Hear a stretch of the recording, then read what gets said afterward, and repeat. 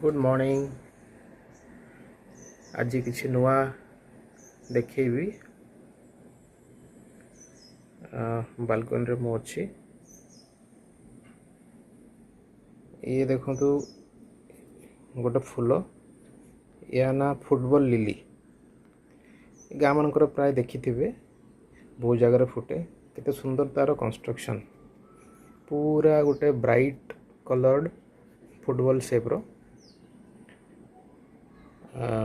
गाँ मानकर प्राय होता है या कहती कह जाए ये थिले साप प्राय आसंतेनी मु गूगल चेक करी ये टिके पॉइजनस या आफ्रिकार एरो पॉइजन फिश पॉइजन आकार भी यार किसी एक्सट्रैक्ट यूज करा जाए।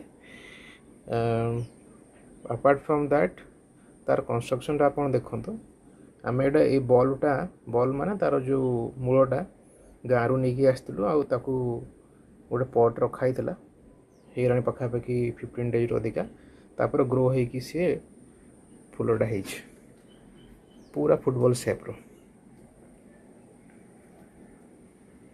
केते स्टनिंग लगुच। ओके आज एतिकी बाय।